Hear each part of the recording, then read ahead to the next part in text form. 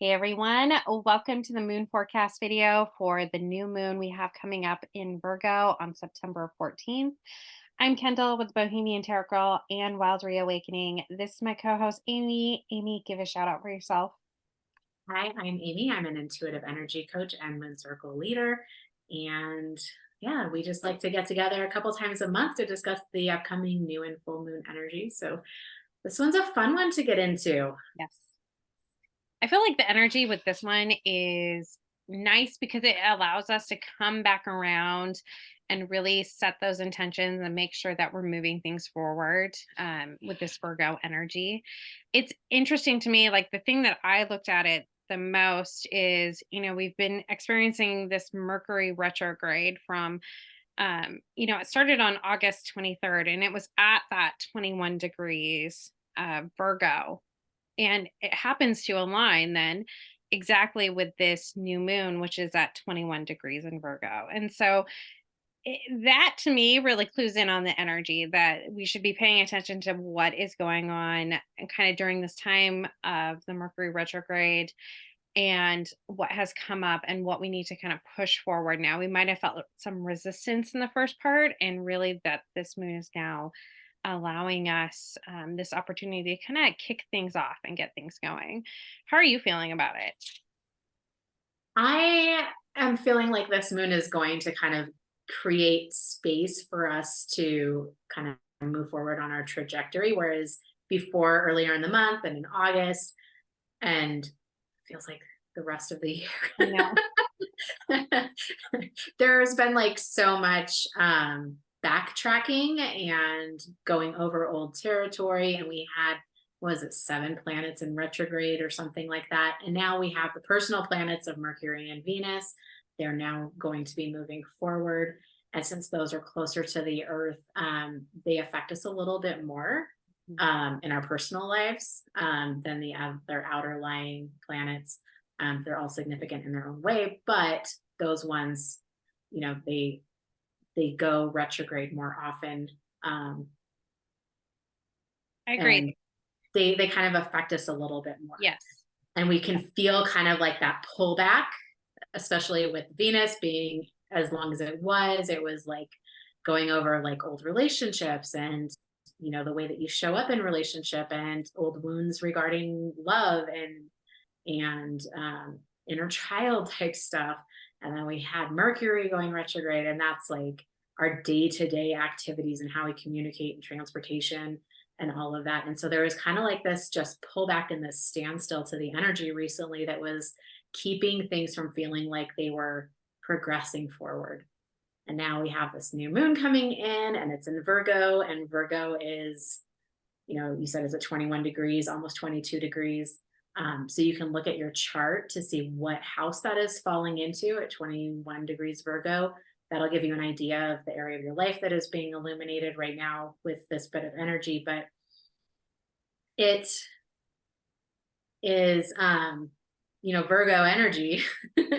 Virgo is about having a plan and about looking at the details and about your day to day routine and kind of getting things aligned to be more efficient and moving forward with a trajectory. And so we have this energy of Virgo that is coming in to kind of give us that momentum to start a path forward.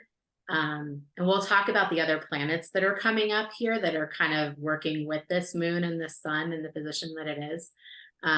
Because as you know, like new moons happen when the sun and the moon are in the same position in the sky. So that's why we can't see the moon, but it also is kind of giving that double effect of energy between the what's hidden and what is, coming to light. So yeah, these, I don't know about you, but I have been waiting and kind of trying to be patient, which is not my forte, for some kind of sign or pathway or something to feel like it's falling into place and moving in a direction. It just feels like there hasn't been a direction Yeah. lately. I feel like the energy has been very stagnant. especially recently, throughout the summer, but I feel like there's been a lot of bottlenecking and a lot of the energy. And then I do feel like here is a release of that energy as we're coming up. Like we're starting to move into something that's going to just really propel us a little bit forward, which is nice. And we're going to be brought in with just in general more forward moving energy with the other planets around it. So that is nice in itself. Um, just so you guys know, the peak of the moon happens at 6:39 p.m. Pacific Standard Time. Eastern is 9:39 p.m. And just go ahead and adjust that for whatever time zone you guys are in. And remember that this one is this new moon is coming in with that energy that Virgo brings in, and it's being combined with all the elements around it as far as, all the retrogrades. And we have to think about, Venus retrograde just ended, and we've transitioned right after that into the Jupiter retrograde. How do you feel about that? We talked briefly about the Venus part, but how are you feeling about this Jupiter switching into the retrograde as we're kind of coming out of this? You know, Jupiter is about abundance and all the good things, and it kind of makes everything that it comes in contact with bigger, and it's a very like lucky and fortuitous energy usually when it comes in, and it's been in Taurus, which is about finances and your earthly things that you enjoy. Yeah. And I think that it's just kind of giving us a chance to go back and kind of like reevaluate some of the things, and maybe look at parts of our life that maybe don't feel as in alignment as they could be with where we're at. Um, I don't know. I don't mind it being in retrograde. No, I think neither it do.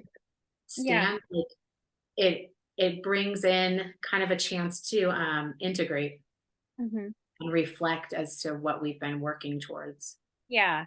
I just think it's important to look at that piece because we're moving, with this new moon, it's really asking us to look back to that next new moon and see about some of the ideas that we've had brought in that really we haven't pushed forward or maybe they haven't moved, and making sure that we're really clarifying what we want in our intentions that we set for this next 4 weeks, for this next cycle that we have. Um, And that's the part that I find interesting. We really have these moments where, we've had this Venus energy in retrograde where we're evaluating our relationships. And then we have almost immediately after that, we have that Jupiter energy switching into that retrograde motion and asking us then to take a look at the second half. So I think paying attention during and looking back during this moon is really important to really see and reflect about what we've experienced during the last, really during through the summer, but really focusing in between this last new moon and now, and seeing what really comes forward, especially in regards to our material life, like where we work, what we're doing, those sort of pieces that Virgo usually really focuses in on, right? And making those tasks to move forward in our lives. And I think that part is really the main focus of this moon, is really making sure that we've paid attention to what's being given to us in the last 4 weeks. And now we're going to take the second opportunity to really bring it forward because the energy has just been kind of like, maybe not the best. Yeah, it's been a little rough. I Mhm. really feel like so much of this year and so much of kind of the cycles of these planets. I know I've mentioned before on here, it feels like this year is all about coming home to yourself, but it's even like deeper than that. It's like, is what you're doing and how you're living and the people around you, are they in alignment with not only like who you have become, but like, are they supporting the direction that you want to go? And so I think that so much of this is um, really kind of forcing us to look at the nitty gritty of our internal selves and clearing out so much of the things that we've been holding on to that are no longer a match. And I know like new moons we usually use for intention setting and looking at where we want to go and getting clear on what we want our life to look like and feel like.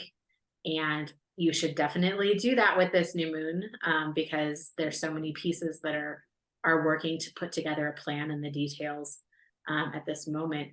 But so many of these moons have had that duality of needing to let something go Yeah. as well as bring something in. And this moon is no different. We have right after this moon, the moon is going to be opposite Neptune in Pisces, and that happens every month. That's not a new thing because the moon goes through all the signs in a month. So, I mean, that is something that happens. But the sun, shortly after that, is going to also be opposite Neptune in Pisces. And when we have an opposition with Pisces, there's usually an element to it that means that we're going to have to let something fall away.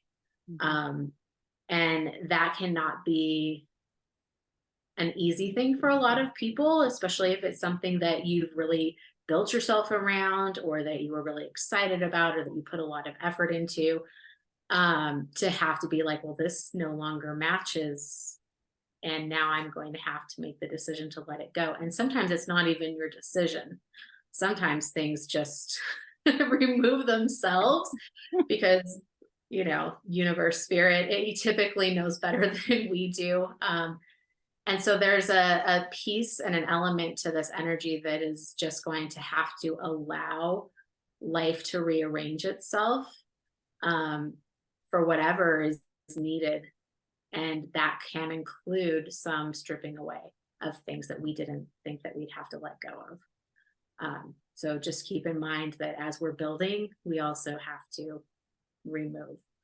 Um, I agree. I mean, we have the moon training with Uranus too. And the nice part about that piece, that energy that we get with it, it's really about fewer restrictions. It's really about us being able to leave our comfort zones and really um, make a change in our life, right? Without kind of bringing in that negative energy. It really allows us to expand ourselves and really get out get out there. And I think that is important when we let things go, right? Is that we have a tendency to hold on to things and not want things to change. And so this energy is really helping us to accept that and really just be able to, follow where we need to go in the universe and what's being brought to us versus holding on to those patterns that are really dragging us down. And I think that's the most important part.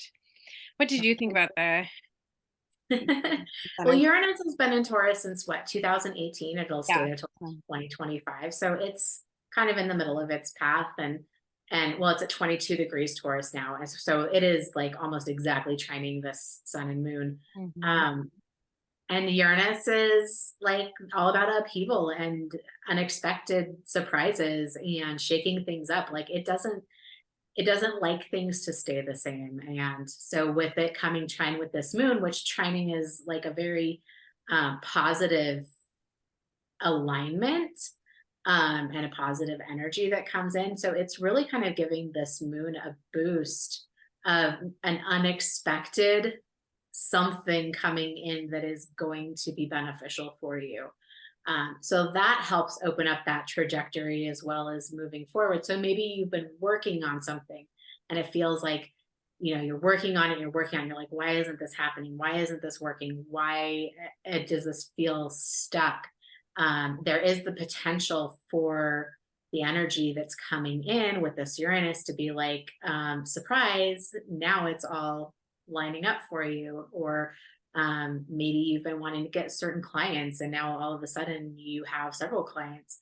um, I think the thing with Uranus is that it is very likely and can almost be expected that things can turn around and shift in an instant. Yep. um, I think as humans sometimes we want to like think, well, if it's not working now, it's not going to work later. Or if, it doesn't, we can't always see how it's going to shift. But then we have Uranus that comes in and it's like, surprise, here we Mhm. go. We're going to like throw in the thing that you least expected. And so it's okay to anticipate good, good changes in your luck during Yes. this. And I did I mentioned at the very beginning that connection with that Mercury retrograde energy. And I kind of want to really emphasize that piece because I think that's where we're going to be seeing, if you think about that Virgo energy and you think about what happened between now, the August 23rd, and it's that energy that you have as far as like the work that you're doing, those pieces, those, physical world pieces, that's the piece I would really pay attention to. And that's where I'd be looking for that kind of gift, that piece to bring in that change, right? And so just remember, it is, when it happened, when Mercury retrograde really started on the 23rd, it was at that 21 degrees of Virgo. And then here we have this moon, and it's connected with that 21 degrees of Virgo as well. And it's the ending of Mercury retrograde, right? And so it's very much tied to that energy. And that's really where we need to be looking for. If you need to key in, like if you're not receiving or connecting the messages, that's where I would go to look, is I would go to look at, those pieces that come into your life and really check out your chart as far as what's been going on with that Virgo energy. If you're connected anywhere at that 21, 22 degrees of your life, I'd look at that piece. So, was there Yeah. any, I mean, Mercury, when it goes direct, it's like, well, when it goes retrograde, we talked about this in the last one, is like it kind of brings everything more to a standstill and it's so we can reevaluate and reassess. And so during that time, it's not necessarily like things are moving forward. And so now that it's going forward and we have this new moon and they're both in Virgo, it's really giving this boost to, okay, now we've looked back and we've reevaluated all of this stuff and we have a better insight into the direction that we can now move forward with. Um, and so there may have been ideas or things that you were working on prior to Mercury retrograde, and you were like, yes, I'm going to do this. And now you have a better vision for what that is and how to move it forward. And so now it can kind of start picking up steam. One of the things we mentioned, Jupiter retrograde in Taurus, is that it was also giving this kind of sense and this feeling that even though things were feeling at a standstill, it was like, well, if I just wait it out, it'll eventually come together. And there was kind of this sense of hope and a sense of optimism. At least that's how I felt recently, because I'm like, I can be really impatient and I want to like have all the pieces and to see a direction forward. And it can be kind of anxiety ridden when that doesn't happen. Um, and so, but what's happened recently is not only have I been working on that for myself and learning to trust a little bit more in the process, but I feel like that Jupiter energy came in just at the right time to be like, it's okay. Like, it's okay to pause. It's okay to just let this be what it is. It doesn't mean it's going to be like this forever. And now we're starting to see the shakeup with the other planets. So it's really kind of nice to feel like there's like a light at the end of this tunnel that we've yeah, all kind of been going through the I last definitely month feel or two. like, yeah, sorry to interrupt you. I definitely feel like Mhm. this is the end of a cycle anyway. Um, this moon cycle ends with the solar eclipse that happens on October 14th. And so if we're looking at back even further and we're looking at the eclipse energy of this year, which was April 20th for the last solar eclipse, May 5th for the lunar eclipse. So if you look back through that time period, that's the cycle. There's a cycle within that, and that's part of this connection. And so if you need to go back further and really look at what's happened in your world and what you needed to reevaluate during this time period, that's a connection too. And so really looking at that overall cycle, because that is coming to, there is a closing of that cycle, right? During this time. So paying attention to those cycles, I think it's really important and allows you to be able to let some things go and know that things will come around and start again new. When you start paying attention to that energy. So Mhm. if you felt blocked, then There's been a lot of rearranging of things this year. Um, I know for me personally, there's been a huge, like, Yeah. just lots of rearranging, and I'm sure, and that's not solely for me. Um, I know, like, I'm a Taurus sun, so with Uranus being in Taurus and Jupiter being in Taurus, like, we have some major significant planets that are really affecting the Taurus journey right now. Mhm. But I mean, it's not just for Taurus people. And these all these planets show up in your chart. They all look at where your rising sign is, look at your chart and where these planets are falling. Those are going to be areas of your life that are impacted significantly. You were mentioning the eclipses, and back in April, that was the first eclipse that we had in the Libra Aries axis.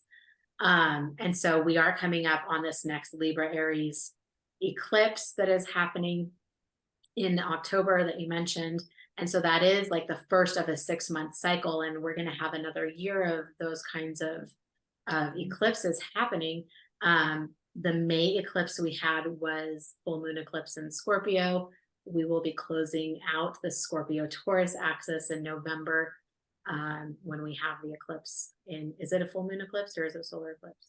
I can't remember that one off the We top. have an eclipse in November, but All I know is I'm very excited about it. that is the last eclipse on the Taurus Scorpio axis. And so there's always lessons depending on where Scorpio and Taurus falls in your chart. Those are the two houses that are going to affect um, that area of your life where you're going to be having these big shifts and life lessons that happen during that time when the nodes are in those signs. And so now we're moving on to a different cycle of signs, and we've kind of been in the middle of both. So there is definitely still that feeling of endings and beginnings. Mhm. It's just been a theme throughout, like, all the moons that we've had. None of them have been clear cut. This is when you build and this is when you release. Yeah. And this is when you set intentions and this is when you let things go. It's been a very much a duality throughout the whole year. Um, Especially now, because in April we had, let's just go back to April. We can blame it all on everything that happened then. That was some intense energy that happened. But in April, we had two full moons. And so, and two full moons in Aries Libra, like Libra full moons. Um, and so that changed how we go through the month, where we would have, a new moon and then a full moon. Now we have a full moon and then a new moon. So there's that releasing energy and then the creating energy. Whereas before we create and release. So cycles are a little flip flopped and the energy Mhm. is all over the place.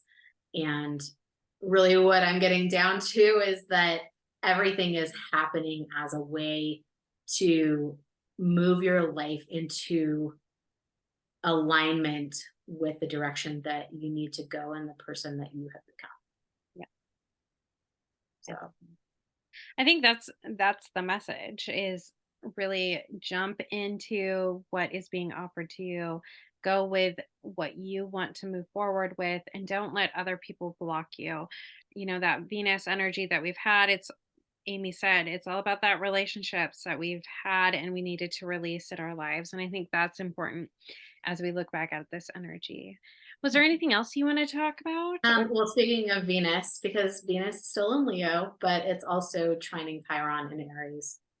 Yes. And Chiron is the wounded healer. And so we've gone through this Venus retrograde where we've kind of reevaluated relationships or looked at patternings in our relationships or how we show up in partnership, or, how our self-love is, whatever theme was coming up for you during Venus retrograde. I know, I think we talked about like having some like old childhood stuff come up, around worth and love and that kind of thing. Now that it's trining Chiron, which is an Aries, it's really kind of illuminating the opportunity to heal all of that old wounding that came up. Mhm. And it's can be a really significant time of like healing your heart and turning it towards self-love and really kind of giving grace to some of those old patterns and old woundings that maybe you have had come up for you recently, Yeah. and an opportunity to heal that and move forward. So, you know, again, those cycles, it's like, let's show you everything that's still not healed, but then we're going to bring in Chiron and in a positive aspect so that you have the opportunity to heal the things that you're now more aware of. So, I like that. Well, everyone, I hope you have a great new moon. Make sure that you're releasing all that energy that you need while you're setting your intentions. And we will see you next time for the full moon, which I'm excited for. October already. yeah. All right, everyone, have a great new moon. We'll see you next time.